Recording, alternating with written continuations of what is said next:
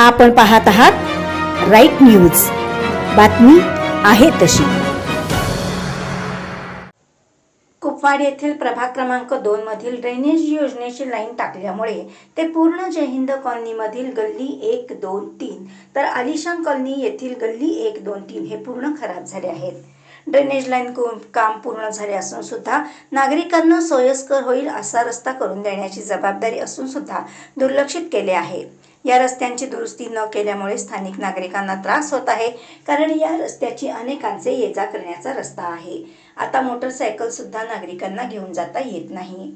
लाईटच्या पोलांची सर्वे झाले असून सुद्धा फक्त पोल रवले गेलेत, परंतु लाईट लावलीच नाही। या संपूर्ण अडचणीतून नागरिकांना बाहेर काढावे व लवकरात लवकर आम्हाला येता जाता येईल अशी व्यवस्था करावी, असे निवेदन राष्ट्रवादी काँग्रेस पार्टीचे कुपवाड युवक अध्यक्ष दादासो कोळेकर यांनी आज सांगली मिरज कुपवाड महानगरपालिकेचे प्रशासकीय अधिकारी अशोक मानकापुरे यांना निवेदन दिले।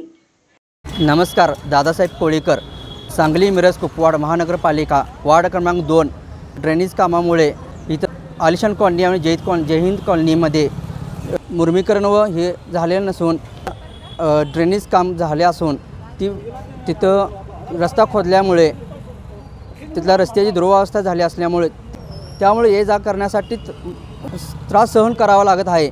तरी तिथली प्रशासन ताबडतोब दखल घेऊन लवकर तोडगा काढावा व आलिशान कॉलनी तसंच पोलचा सर्वे झाला असून लाईटचा तिथेसुद्धा लाईटचे LED बल्ब लावण्यात यावे ही नागरिकांची मागणी असून आज आम्ही महापालिकेत प्रभाग 2मधील सर्व नागरिकांकडून राष्ट्रवादी युवकाकडून आज निवेदन प्रशासकाला दिलेलं असून सांगली मिरज कुपवाड महानगर प्रशासकीय अधिकारी ऐनापूर साहेब यांना निवेदन आज दिले आहे।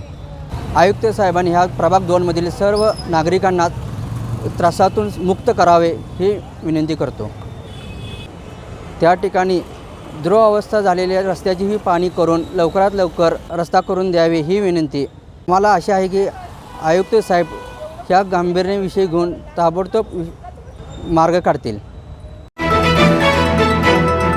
आपण पाहत आहात राईट न्यूज, बातमी आहे तशी।